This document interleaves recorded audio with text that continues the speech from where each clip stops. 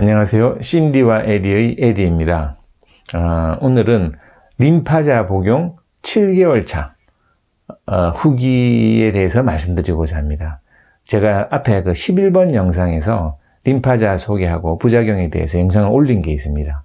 그때는 복용하고 한 두어 달 정도, 한 2달 정도 된 시점에서 촬영을 한 것이고요. 오늘은 7개월, 사실은 이제 8개월 이제 다 돼 갑니다. 좀 있으면. 그 정도 시점, 7, 8개월 시점에서 그동안 좀 약간 바뀐 것도 있고 또 새로 알게 된 것도 있고 그래서 그걸 좀 업데이트 하려고 이 영상을 찍게 됐습니다. 림파자에 대해서 잘 모르시는 분은 이 앞에 11번 영상 가셔가지고 한번 보시고 오시면 되겠습니다. 그냥 보겠다 하시는 분들에서 간단하게만 말씀드리면 림파자는 난소암 표적 치료제로 먹는 항암 약입니다. 그래서 이렇게 림파자는 생겼고요. 알약이 이렇게 캡슐 같이 생겼습니다. 요거를 한 번에 8알씩 하루에 16알 먹는 요런 약이 되겠고요. 요즘에는 정제가 나와서 태블릿이라 그러죠. 하루에 4알 먹는 제품이 나왔는데 아직 여기 의료보험 적용이 안 된 건지 하여튼 저희 병원에서는 아직 캡슐을 갖다가 주더라고요. 한 달에 약값이 이제 의료보험 적용이 안 되면 450만 원 정도 하고 의료보험이 적용되면 한 26만 원 선, 그 정도에서 먹을 수 있고 의료보험 적용 여부는 앞에 11번 영상을 참고하시면 되겠습니다. 자, 이제 본론을 말씀드리면 제가 11번 영상을 찍을 때는 2달 정도 됐다 그러죠, 그죠? 그래서 그때는 이 림파자의 부작용에 대해서 좀 걱정된다. 림파자의 부작용은 무기력증, 빈혈, 혈소판 감소, 여러 가지가 있어. 오심, 그다음에 뼈마디 아프고 여러 가지가 있는데 앞으로 이 약을 복용하게 되면 그런 부작용이 점점 이제 더 올 텐데 그게 좀 걱정된다는 이런 마음으로 이제 찍었는데요. 막상 지금 그 시점이 된 겁니다. 돼 보니까 그래도 생각보다 훨씬 덜하다. 이제 그걸 말씀드리고자 하는 거죠. 사실 처음에 림파자를 처방을 받고 먹을 때 저희가 이제 부작용에 대해서 이야기를 많이 들어서 주치의에게 이거 먹으면 부작용 심하다는데요. 걱정되네요 하니까 이상하게 림파자에 대해서 부작용 걱정하는 환자가 많은 것 같다고 그러시면서 한 2달 정도 복용을 하면 그다음부터는 적응이 돼서 괜찮으니까 너무 걱정하지 마시라고. 내 말 믿고 한번 2달 정도 한번 드셔보시고 이야기를 합시다. 그때 그랬었거든요. 그래서, 그리고 또 부작용이 없는 사람도 한 20, 30%는 별 부작용이 크게 없는 사람도 있으니까 일단 복용을 해 나가면서 한번 추이를 봅시다. 이제 이렇게 이야기했는데 저희도 처음에 그 복용을 할 때, 신디가 좀 힘들었습니다. 왜냐하면 약 안 먹다가 이 캡슐을 한 번에 8개씩 아침, 저녁으로 먹는 게 이것도 물론 보통 일이 아닐 뿐더러 그리고 이걸 또 먹으니까 무기력증도 오고 그 다음에 피로감, 통증, 그 다음에 신디 같은 경우는 마른 기침이 많이 났습니다. 기침에 대해서는 다 동의하시겠지만 하루 종일 계속 하고 마른 기침하면 상당히 힘이 빠지고 지칩니다, 사람이. 그런 마른 기침을 했었고 그 다음에 뼈마디가 막 쑤시고 약간 구역질도 나고 이런 증상이 있었어요. 그래서 안 그래도 알약 먹기가 이게 지금 만만한 게 아닌데요. 하여튼 이제 그거를 안 먹다가 갑자기 이게 먹으니까 몸에서도 이제 거부 반응이 오는 거죠. 그래서 힘들어서 주치의에게 이 약을 좀 줄였으면 가지고 아니 안 먹는 방법은 없겠느냐라고 그렇게 처음에는 이야기를 했습니다. 그때 이제 주치의가 조금만 참고 한번 먹어보고 도저히 안 되겠다 그러면 약을 좀 줄이든가 이것도 어차피 사람이 살자고 하는 건데 죽어도 약을 갖다가 이렇게 못 먹겠다 그러면 줄이든가 좀 방법을 한번 연구해 보는데 일단은 한 2달 한번 드셔보셔야 이랬거든요. 그런 와중에 저희가 이제 그 수술 상처가 꼬맨 자국이 좀 아물지 않은 게 있었는데 그게 이제 림파자를 먹으니까 이것도 항암약이라고 아마 몸에 백혈구 활동에 영향을 미치는지 몰라도 하여튼 이게 아물지가 않아서 이거를 아물게 하기 위해서 림파자 복용을 한 달 정도 중단을 했었습니다.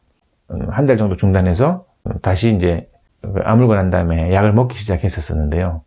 그 약을 먹기 시작했을 때는 이제 약 개수를 좀 줄여서 한 번에 4알씩 먹었습니다. 하루에 8개가 되겠죠. 그래서 한 2주 정도 적용하고 다시 6개로 늘렸습니다. 한 번에. 그러니까 하루에 12개. 그것도 한 2주 정도. 그리고 다시 8개로 늘려서 정량인 하루에 16캡슐로 해서 이렇게 순차적으로 늘리니까요. 뭐 나름대로 괜찮았습니다.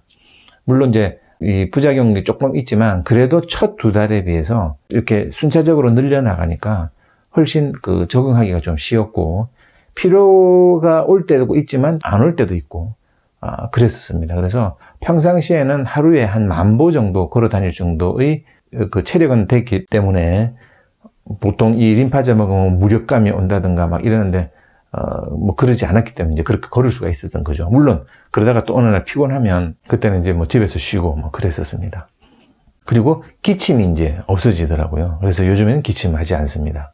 그리고 오심 같은 경우는 저희가 이제 먹는 방법을 약간 바꿔가지고 저희는 이제 극복을 했는데요.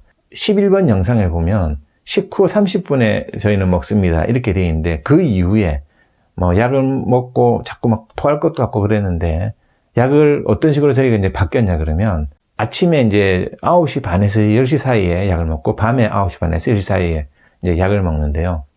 빈속에 두유 하나를 먹습니다. 그러니까 아침에 일어나서 속이 비었잖아요. 그러면 이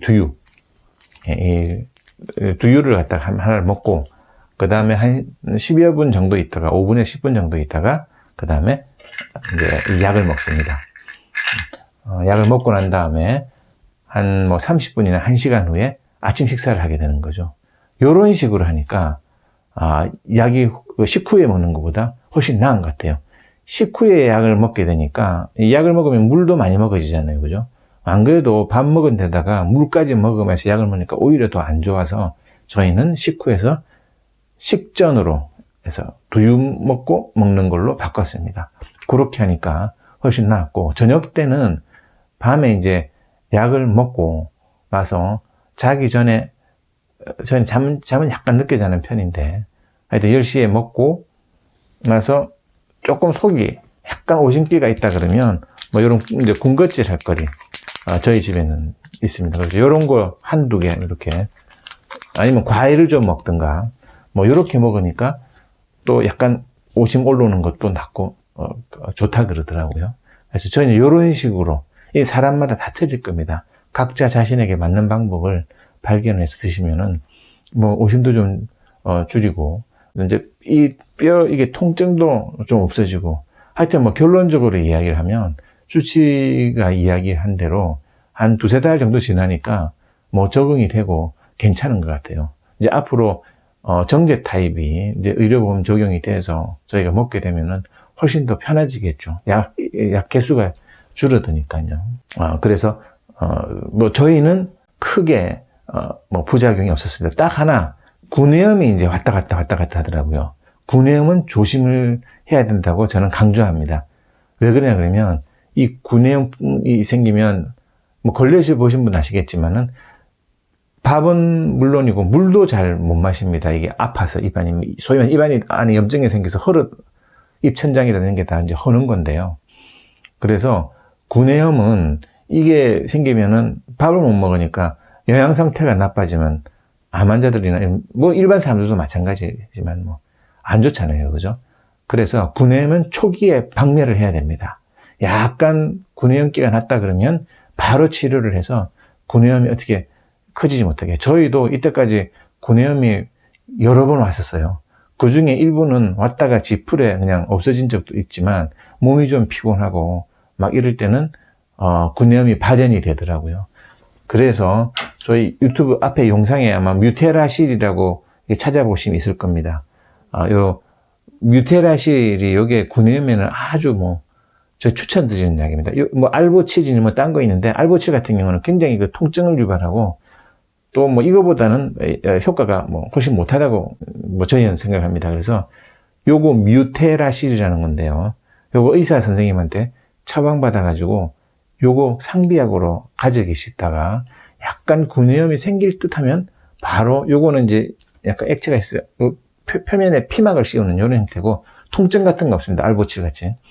그래서 알보칠은 뭐 상처를 좀 태워서 치료하는, 화학적으로 태워서 치료하는 개념이라 그러면 요거는 커버를 씌워서 치료하는 개념이거든요. 그래서 조고를 집에 상비약으로 두셨다가 구내염이 발현을 하면, 얼른 바르면 초창기에 하면 구내염이 싹 나왔다가 쏙 들어갑니다. 저게 아주 약값은 비싼데요. 12ml 42,000원 합니다. 병원에서 처방받으면.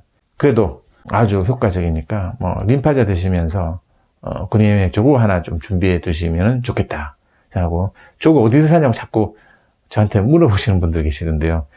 본인이 다니시는 병원에는 이걸 처방을 안 한다고. 근데 요게 약국에서는 안 팔고요. 내과나 소아과 같은 데 한번 문의해 보시면은 거기서는 판매를 할 겁니다. 왜냐면 애들이나 이런 애들이 구내염에 잘 걸려서 오니까.